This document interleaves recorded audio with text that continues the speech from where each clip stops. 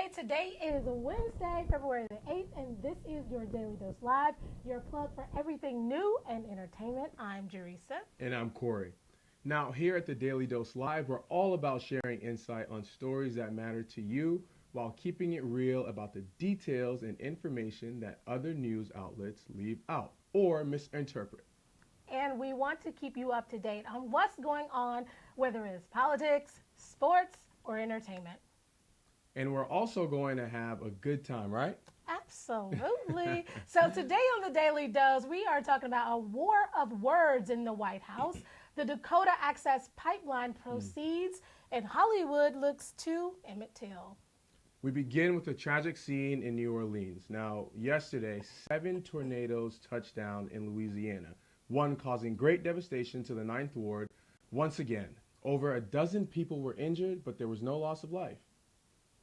That's a good thing. Yes. And another night of unprecedented protests on Capitol Hill. In defiance of Jeff Sessions' nomination as Attorney General, Senator Elizabeth Warren read a 1986 statement by Ted Kennedy, who was then leading the opposition against Jeff Sessions for federal judge. She then later read a letter written by Coretta Scott King in 1986, which also discouraged Sessions' appointment. She didn't get far before being interrupted by Majority House Leader Mitch McConnell. What a moment to see on television. Yeah. It really said a lot about, again, it's a mimic of everything that's been happening in our government. It's a shutdown, you know?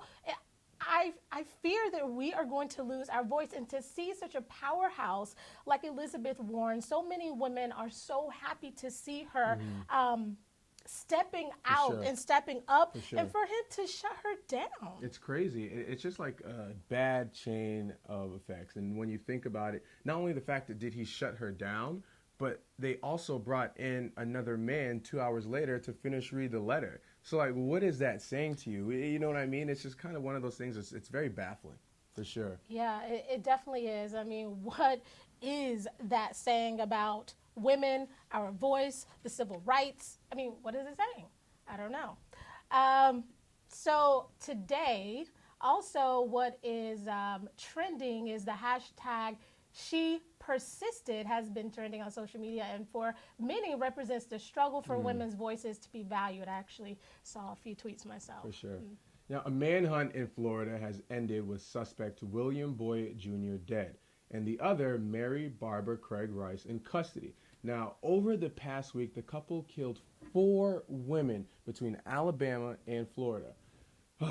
That is something that is just, How does that happen? How does that happen over time? How are they not caught even after the first murder? I mean, these lives could have absolutely been saved, and I really hope that, you know, this woman, I'm glad that she's apprehended. I just hope that she's held accountable for her actions and what she did for her part during the crime, for sure. She definitely has to, and it's a really sad case. I hate hearing stories like that, but absolutely, she has to be held accountable, and I don't even have anything else to say. It's just a sad case. Yeah. But this brings me yet to another alternative fact, which was broadcast yesterday by Mr. Trump. Take a look.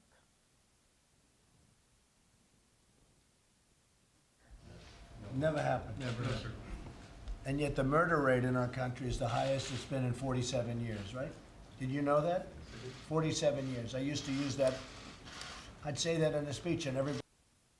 So I'm not really sure what happened. I know Trump has a bit of an issue with reading and like reading notes, and you know, he's kind of against the internet. So maybe something went wrong, but let me give you the correction. The murder rates in the U.S. are actually at a 45-year low. Now, there was an uptick, in homicides between 2014 and 15, and there are a few cities like, you know, Baltimore, Detroit, and New Orleans that have a national average that is higher. But yes, him saying that we're at a high is absolutely not correct. Yeah. So, I mean, Mr. Trump, I'm sorry, but that's fake news. That is fake news. That's exactly what I thought. like you give so much crap to actual sources like For CNN, sure. and now you're giving out fake news, and that kind of information isn't something that you just want to throw out there, Yeah. especially with everything going on For with sure. security, national security, and people feeling safe, and now you're going to say that we're at a high. You That got to is get it right. irresponsible. You got to get it right. Absolutely. Despite the tireless protests of Native Americans and environmental groups, the Dakota Access Pipeline has gotten final approval. Trump signed executive orders to advance the approval of the pipeline.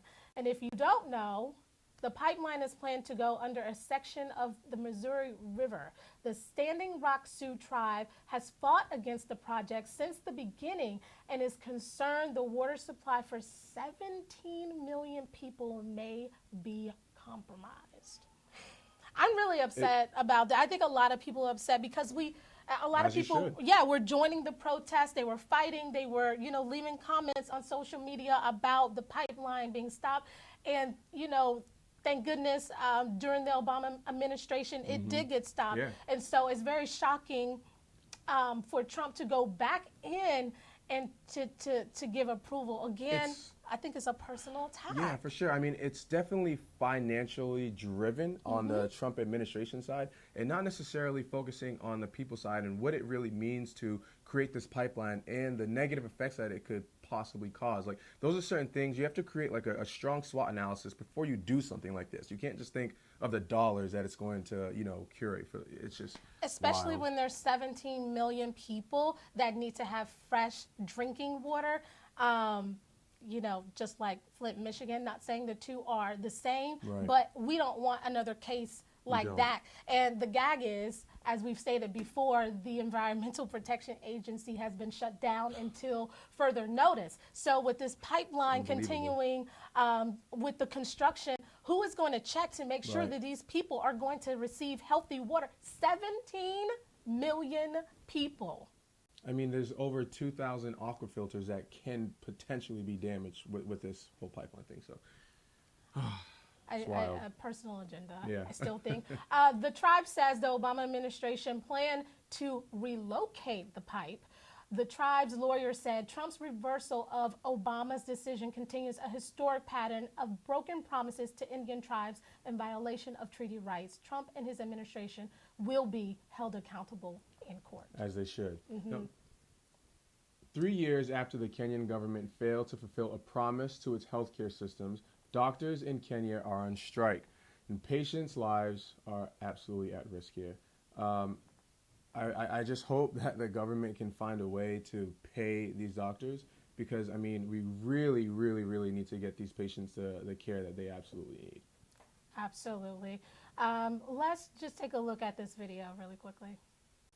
Healthcare workers in Kenya have been on strike for nearly 2 months. The strike has affected all 47 counties across the country, and only private hospitals are in operation. Additionally, the strike has paralyzed Kenya's public health system, resulting in tens of thousands of people who are unable to see their doctor or receive reasonably priced medical care. Doctors are refusing to work until the government increases their wages, which was a promise they made back in 2013, along with better medical supplies. The agreement signed in 2013 aimed to improve health facilities in public hospitals, including better working conditions for doctors. Rose Adiamo said, "I am staring death in the face. We are dying one by one. My friend, a cancer patient like me, was buried today. I am stuck in this private hospital now with bills that I cannot pay." Under the plan, the monthly pay of the lowest paid doctors would rise up to $3,420. The highest paid doctors would receive $9,400 a month. Currently, the highest paid doctors receive $5,000 a month. The lowest paid get $400. The East African government said they can only afford a 40% raise in pay, but that they would improve the conditions brought up by the Kenyan Union. And since talks between the government and doctors have been unsuccessful, Kenya's courts granted 7 days for negotiations and have threatened to arrest doctors if there is no resolution. This is the Daily Dose. I mean, what's really important here, right? Like the government really they have to step up and pay these doctors so they can take care of these patients, right? Am I wrong with that? No, I think this is why are we even having this argument?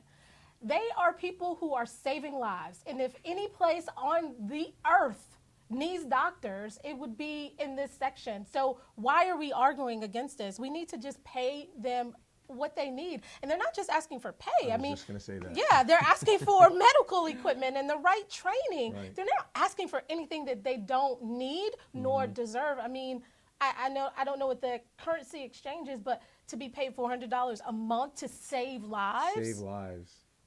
That And at a minimum, at least give them the medical equipment that they need to do Absolutely. their job effectively, right? And it's just a bad way of business to keep promising people that they are going to pay them more and compensate them more, because they did this before Yes, with educators with in educators, Kenya. absolutely. They promised them a raise and it never happened. And I actually am glad that they are protesting to say you cannot do this and we're not going to go to work. Right. Unfortunately, I mean, people, do need medical care, so that is unfortunate, but they have to do something. And where's the UN? Where are they? To step in and To really step like in. put their foot in and get something done here. I mean, I really hope that their efforts in protesting really, really resolves the issue so that they can get whatever the financial capabilities that they need, or to get the medical equipment that they need to get the job done. So I hope agree. that everything works out. Me too. Someone needs to step in right away. Yesterday, hundreds of New York City high school and college students walked out of classes to protest Trump's executive orders and Betsy DeVos. Absolutely, they should.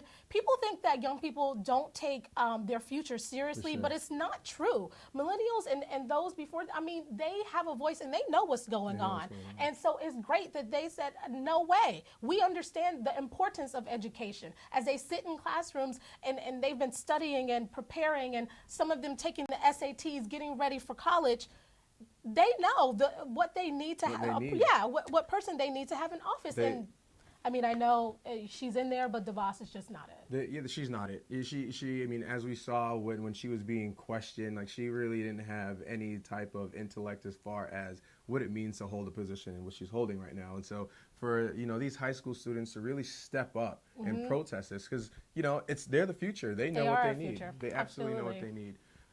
And when you look at the immigrants in New York as well, it's just one of those things where we have to fight to hold the union together, right? And we have to make sure that we're holding these people accountable for the actions and what they're promising that they're going to do, and make sure that they're doing what's rightfully so for everyone. And also the immigrants that would like to further their education. Right. Because that's one of the main reasons that people come here. They come here for opportunity. They come here for advancement. I think I can't remember their school, but they refused to release their list of immigrants that were attending their school out of protection for their students. And so people who have brought their families all the way to places like New York, places like Miami, so that their children can have a better future. Now you're going to tell them that they may not possibly even be able to get funding to go to school. I mean, I don't know what wild. DeVos is going to do, but someone who doesn't understand the need for advancement and to not be able to have the dollars to cover that, only thing we can do is just wait and see. She can't resonate. She can't. We hope for the best. Now, if you're just tuning in, this is the Daily Dose Live, your plug for what's trending now. We just caught up on the state of the nation, and now for entertainment. Entertainment. The entertainment world is turning the world's eyes to the life of Emmett Till. There are 3 separate projects headlined by some of Hollywood's finest. There's a 6-part HBO series with Jay-Z, Will Smith, and Casey Affleck among the executive producers. John Singleton is also slated to direct a drama starring Taraji P. Henson, and Whoopi Goldberg is also directing a film. I mean, it is a lot. It's a lot. For there to be 3 productions. Be nice maybe if they could just all come together and make one amazing one. But it would be interesting to see what kind of storylines will happen. For sure. I think it's good though, right? Because as far as, and also for the Black community, this is great because not only are we getting one piece of content for this, but we're getting 3 different renditions. So it's good to see different styles and different aspects and different thoughts and processes on the story. And I think the more information, the better, for sure. Absolutely. And, we can't talk about this story without mentioning Emmett Till's accuser, Carolyn Bryant, who just came out and said that she lied about the whole incident. She is now 82 years old. And, what bothers me about this story is that when they brought the story back up in 2004, and the case was reopened, and she lied then. And so now here we are in 2017, and she says, sorry about that. Actually, I lied. I really just think she should be locked up. And that's just my personal opinion. I know she's 82, but just lock her up for the rest of her life. I don't care if she's 82. I don't care if she's 94. She still needs to be held accountable for her actions and the crime that she committed. Because she lied. She lied. So they're saying that the obstruction of justice, she can only carry 5 years. And I'm going to just tell you, 5 years just isn't enough. It's not enough. It's not enough. She cost this young man his life and forever scarred If I could America. just say one thing, I will never, and this is I'm so passionate about it, but I will never, ever, ever, ever forget the image of Emmett Till when I opened Jet magazine. It bothered me for weeks, and I can't imagine being a family member, and I definitely couldn't imagine being his mother. And for that reason, lock her up and throw away the key. I couldn't agree with you more.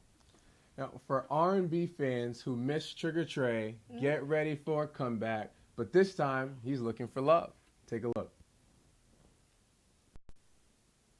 Now, the show includes 17 women and Instagram models who are going to be competing for the love of the self-proclaimed Mr. Steal Your Girl himself.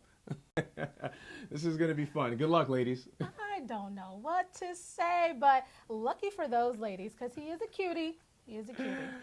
Shonda Rhimes is at it again, this time adapting writer Lovey Ajayi's book, I'm Judging You, into a cable series. So excited for her. This is her debut book. It's awesome. And not only is they're working on this series, but Shonda has been a fan of this book. She's tweeted about it. She wrote how amazing this book is. And how cool is that to use social media to, get this deal? So she was tweeting about Scandal. She does recaps. Ajayi, she does recaps about Scandal. And for her to connect with Shonda, and Shonda's like, oh, yeah, this would be a good idea. That's so amazing. She's very intelligent. She's very intelligent with her blog and everything that she's done. And for her to get to Shonda Rhimes in that fashion, very smart woman, for sure. Smart. I can't wait. That's going to be a good series. Really. Now, Tom Brady, the GOAT, has now joined the 5 Ring Club alongside Hall of Famer Charles Haley. Now, if you guys aren't familiar with Charles Haley has won 5. So he was the first person to win 5 Super Bowls. He did it with 2 different teams. And he actually congratulated Tom Brady, and he is pushing for him to achieve his 6th ring. Oh, nice. I love that. Yeah, it's awesome. Okay. Go ahead, black man. So that is all today. Some really great stuff today. It was great hanging out with you guys out there. And thank you guys for tuning in to the Daily Dose Live.